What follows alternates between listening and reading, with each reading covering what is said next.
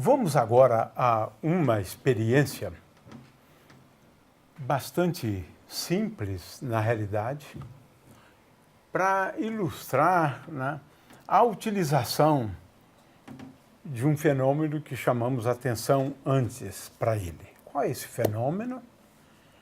Um elétron, uma carga elétrica, quando se movimenta numa região que existe um campo magnético, ela experimenta a ação de uma força. Nós chamamos essa força de força magnética. É engraçado que se a gente perguntasse para o elétron, ele diria que é uma força elétrica. Mas isso é uma discussão curiosa e a gente poderia depois abordar isso. Mas não importa. O fato é que o elétron experimenta a ação de uma força. Esse é um fenômeno, força de Lorentz. Então, nós vamos aqui explicar o princípio de funcionamento do motor tão útil nas nossas vidas, né, fazendo uso da força de Lorentz. Então, o Cláudio vai montar um motor aqui, né, bem simples, e nós vamos comentar, né, sobre como é que funciona o motor. Ok. Para a gente montar o motor, a gente precisa de uma pilha. Eu soldei aqui 2 fios, mas a gente podia usar um pedaço de clips, um clips mesmo, e colar com fita crepe. Talvez funcionaria do mesmo modo. Não existe motor mais simples, do que esse. Não existe. Isso aqui é um fio de cobre esmaltado, na qual enrolei no dedo, umas 4 ou 5 voltas, e os terminais desse fio estão aqui. E o importante, eu tenho que raspar o esmalte que tem no fio, porque esse fio de cobre ele tem uma película de esmalte, que é usado em transformadores. Então, existe um isolante que eu tenho que raspar com uma tesourinha, um estilete, dos 2 lados. Né? Agora, não posso raspar ela completamente. A gente vai ver por quê. A gente raspa apenas metade da volta dos 2 lados, a outra metade ela fica com o isolante. E um ímã também é necessário para o campo magnético. O ímã ele pode ser grudado aqui na pilha, e a gente pode posicionar o rotor aqui, e a gente pode ver que ele... Está montado o motor. Ele gira. Olha como é simples. Um ímã, uma bateria. E um quadro, que é o motor, quadro de fio.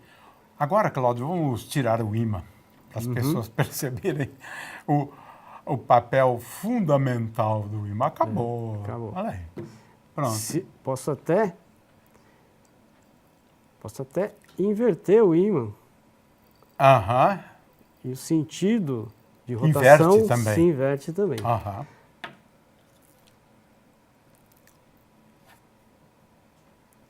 Então, virando o ímã, o sentido também se inverte.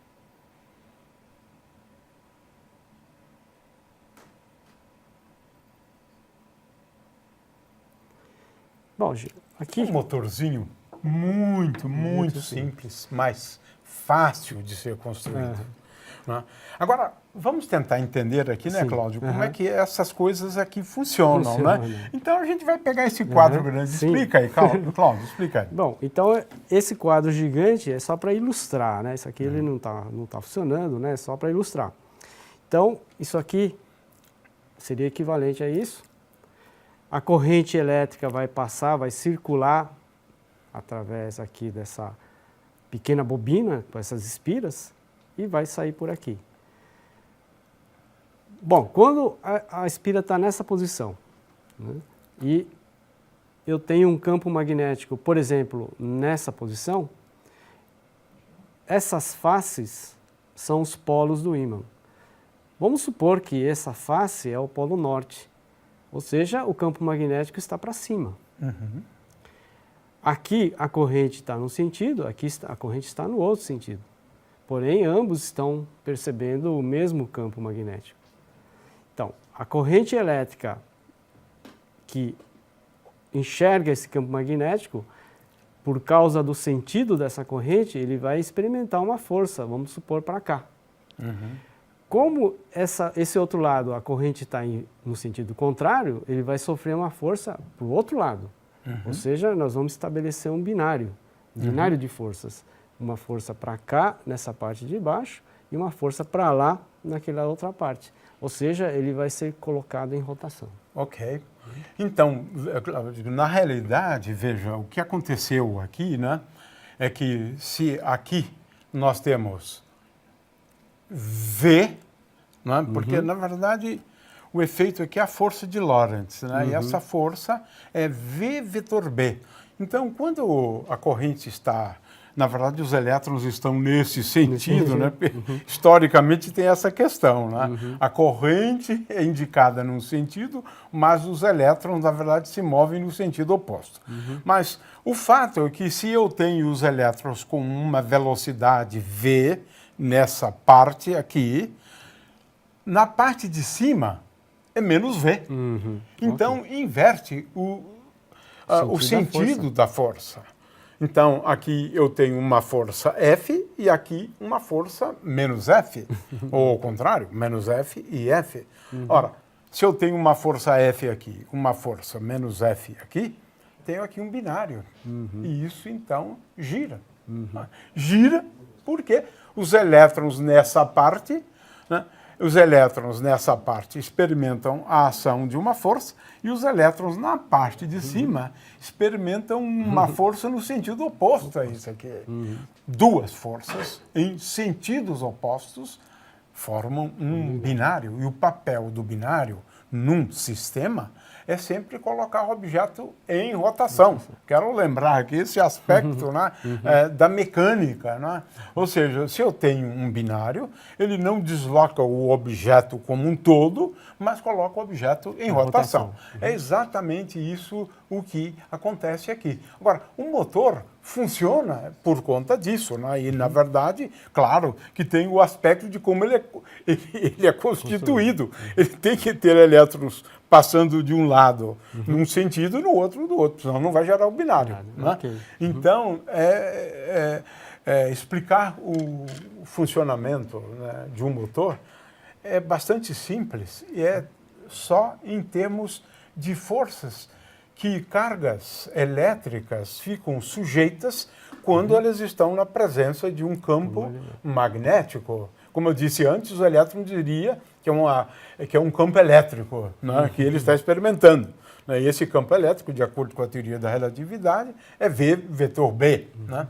Agora, a gente chama essa força de força magnética, mas é do nosso referencial, na verdade, né, que a gente chama de força magnética. Né? Então, veja só a utilização da força magnética para a gente criar, né, para a gente construir motores e como isso facilita a nossa vida. Você queria adicionar alguma coisa? Só um detalhe importante de por que você tem que raspar o esmalte apenas. Sim, isso é importante para os professores que vão construir o motor. Exatamente. Senão eles vão não ficar vão funcionar. Perdidos nisso. Ok. Então, isso se chama, no motor comercial, no motor industrial, ele é chamado de comutador. Então, os motores de corrente contínua, eles possuem escovas, né, que eles ficam comutando, ligando, desligando, ligando, desligando. Mas por que eu tenho que, então, ligar e desligar, ou seja, raspar metade apenas do esmalte? Porque a gente pode observar que, nessa posição, a força vai ser, supondo, para cá, nesse quadro aqui, né, nesse fio de baixo, e para lá, nesse fio de cima. Na meia volta seguinte, veja que a coisa se inverte. Claro. Ou seja, esse quadro vai experimentar uma força para lá e esse daqui força para cá. Ou seja, ele vai ficar que nem uma gangorra. Ou seja, quando ele está ligado, ele vai sofrer a força, mas na volta seguinte ele deve desligar.